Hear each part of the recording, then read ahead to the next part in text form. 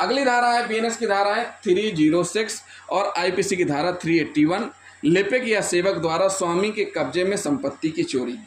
क्या कह रही है धारा? लिपिक या सेवक द्वारा स्वामी के कब्जे में संपत्ति की चोरी।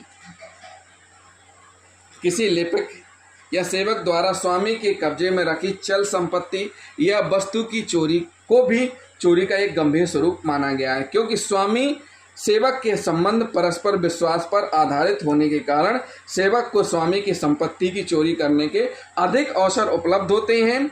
यह धारा केवल तभी लागू होती है जब लिपिक या नौकर द्वारा स्वामी की संपत्ति उसके यानी स्वामी के कब्जे से चुराई गई हो, परंतु यदि स्वामी की संपत्ति लिपिक या नौकर के कब्जे में हो और वह चोरी करे तो इस दशा में यह धारा लागू नहीं होगी।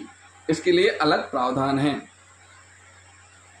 एस नरसिम्हा कुमार एवं अन्य बनाम आंध्र प्रदेश राज्य के बाद में अभिकथित किया गया है कि अभियुक्त ने आंध्र प्रदेश लोक सेवा आयोग द्वारा आयोजित परीक्षा के प्रश्नों को चुराया और जीरोक्स सेंटर से उनकी प्रतियां निकलवाकर उनका बड़ी रकम में विक्रय किया। विचार न्यायालय ने अभियुक्तों को भारतीय दंड संहिता की धारा 381, 411 तथा 120B के अंतर्गत दोष सिद्ध करके दंडित किया। अपील में उच्च न्यायालय ने अब निर्धारित किया कि साक्षियों के कथनों से ऐसा कोई निष्कर्ष नहीं निकाला जा सकता था जो यह दर्शित करे कि प्रश्न पत्र के लीक होने की कोई गुंजाइश थी। जेरोक्स ऑपरेटर के कथन से भी यह अनुमान नहीं लगाया जा सकता कि अभियुक्त ने उससे जो जेरोक्स प्रतियां कराई थी वे प्रश्न पत्रों की ही थी।